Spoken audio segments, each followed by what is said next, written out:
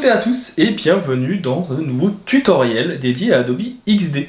Aujourd'hui, petit cas pratique qui est tiré de ma formation complète sur XD avec la création d'un pop-up. Ça vous permettra de prendre en main les différents outils de création graphique, les différents outils de forme, de dégradé, etc. etc.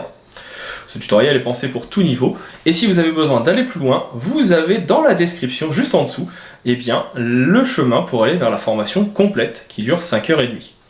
Vous y apprendrez l'intégralité des options d'XD pour pouvoir développer vos compétences. Comme d'habitude, si vous avez des questions, n'hésitez pas non plus à les laisser dans les commentaires. Des besoins de tutoriel, je suis là aussi et ce sera avec plaisir que je viendrai vous proposer les vidéos dont vous avez besoin. Dans tous les cas, je vous souhaite un bon visionnage de la vidéo et je vous dis à tout de suite.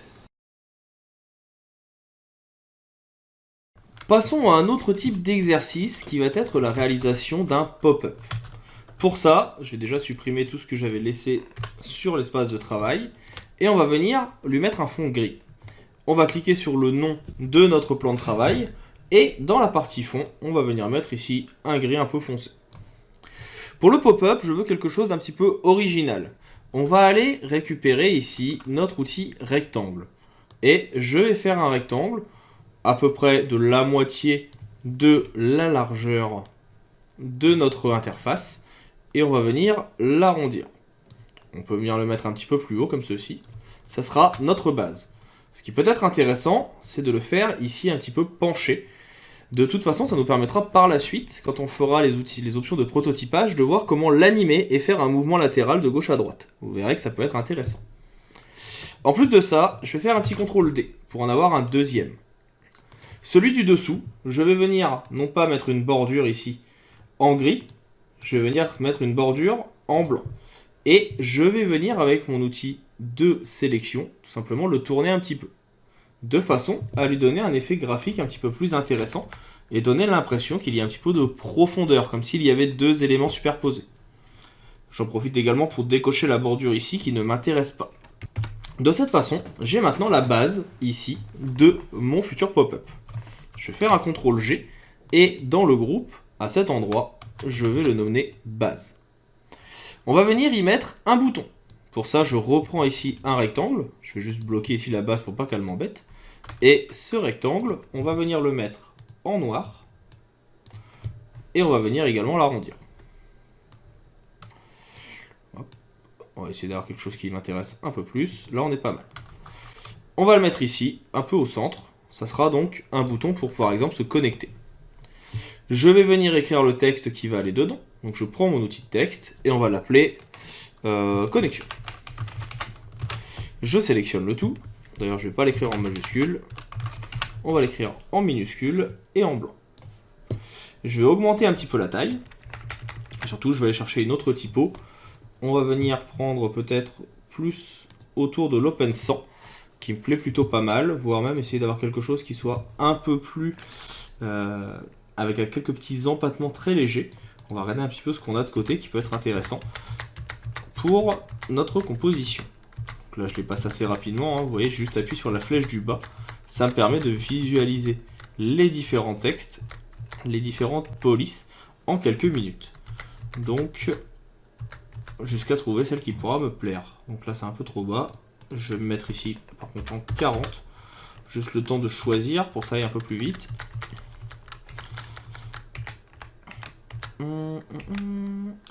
La Callisto, ça me plaît pas mal. Allez, on va partir sur une Callisto. On va venir ici donc sélectionner notre élément. On va ici utiliser les outils d'alignement pour qu'il soit bien centré. Alors au final je me dis après réflexion, parce que je sais ce que je veux mettre après. La Callisto c'est un petit peu trop traditionnel. Candera, ça me plaît bien. On va venir dupliquer le texte ici. On appuie sur Alt, on le met à côté. On va venir le mettre cette fois en gris. On va mettre un gris un peu foncé. Voilà. Ça sera pas connexion, ça sera profil. Comme ça, s'il y a besoin, on peut venir directement où on va mettre inscription plus que connexion. Voilà, ça conviendra mieux. Hop, comme ça on a notre deuxième bouton. Ce qu'on va faire, c'est qu'on va venir également ajouter des éléments graphiques. Pour ça, j'ai récupéré quelques petits éléments en SVG que je peux venir intégrer. Le SVG, c'est tout simplement un format qui permet de garder les éléments vectoriels. De cette façon, eh bien, je vais pouvoir venir les modifier s'il y a besoin. Je vais juste venir réduire leur taille. On va les zoomer un petit peu. Je vais enlever la petite astuce ici donnée par XD. Et on va venir donc les espacer. J'ai fait exprès de prendre des pictos qui sont à peu près dans le même style et qui me plaisaient bien. Donc là, on vient les sélectionner tous les trois. On centre. Et on va mettre ici à égale distance. Je vais juste rezoomer parce que si vous regardez bien ici, le contour n'est pas en noir, il est en bleu. Donc on va venir le mettre en noir comme à côté. Vous pouvez utiliser ici les options de nuancier pour que ça soit précis et que vous ayez exactement le bon tracé. Si vous regardez bien, comme j'ai intégré des SVG, on a bien ici un dossier pour chacun d'entre eux. La main, le malware, donc la bombe, et le fire, le feu, avec les différents tracés à chaque fois. Pour être sûr de ne pas les perdre, on va juste tout sélectionner. S'il veut bien. Voilà. Un petit CTRL G, ça sera mes pictos. On dézoome. Voilà. On viendra les replacer exactement où on veut dans la composition après. Pour l'instant, je vais juste les mettre un peu plus bas. Et on va venir mettre du texte. Donc, en termes de texte, ici, ça va être un classique commencer l'utilisation. Voilà. On sélectionne tout. Je vais le mettre ici, non pas en régular, mais en bolt. Ça sera notre titre. Et on va venir le mettre en un peu plus grand. On va se mettre à 50. Comme ça, on comprendra que c'est bien ici le petit texte de début. Je vais juste aller chercher un lorem ipsum de quelques lignes pour placer ensuite. Simplement parce que j'ai pas forcément le courage d'écrire tous les textes. Et on va venir se faire un petit bloc qui va être ici sur 2 ou 3 lignes. Je colle le tout. On vient réduire, non pas en bolt, mais cette fois en régular. On va réduire la taille, parce que le but c'est pas que ça soit trop grand, c'est juste d'avoir justement un texte. On va se dire en 25, ça me paraît pas mal. Et puis on va venir le remonter. Ça sera un texte de présentation par exemple. Ici je vois que mes éléments sont un petit peu trop collés entre eux. Donc je vais remonter ici mes textes. Je vais les espacer un petit peu et mettre ce qu'on appelle donc du blanc qui parle. En gros, ça va laisser un petit peu plus d'espace entre nos éléments. Petit CTRL G ici pour grouper. Je sélectionne les deux et on descend.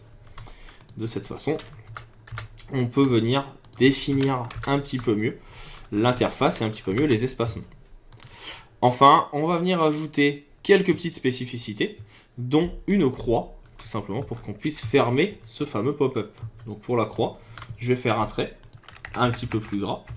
On va le mettre en noir. On va le mettre en bout arrondi. Et je vais faire un CTRL D. Une fois que c'est fait, je viens tout simplement appuyer sur Shift et je vais juste inverser les points. On sélectionne les deux. On vient centrer horizontalement, verticalement. De cette façon, on a notre petite croix qui est plutôt pas mal. CTRL G pour grouper. Et ainsi, en appuyant sur Shift et sur Alt, je peux venir réduire ma croix ou l'agrandir et de cette façon garder mon élément le plus précis possible. Et ainsi, vous voyez qu'en quelques instants, on est venu créer un petit pop-up. Là, je trouve que mon fond, il est un petit peu trop gris clair. Donc on va venir l'assombrir et on a notre pop-up. On le réutilisera certainement dans la partie prototypage. Je vais ici venir faire un fichier enregistrement local de façon à ce que vous puissiez récupérer le fichier source pour pouvoir reproduire ce qu'on vient de faire. Vous aurez également bien sûr les différents pictos de disponibles. Pictos d'ailleurs que je vais réduire un petit peu parce qu'ils sont un peu grands. Et on va juste venir sélectionner le tout pour que ça soit centré. Donc là on sera un peu mieux. Et je vais également venir centrer ce qui est ici. Donc on sélectionne tout. On a le bouton d'alignement. Et là on est pas mal. Et ainsi vous avez votre petit pop-up. On va passer à une autre interface qui va cette fois permettre de venir réaliser par la suite la création d'un effet de parallaxe. Donc ça permettra de vous montrer comment on doit paramétrer différents éléments pour ça. On attaque ça tout de suite dans la prochaine vidéo.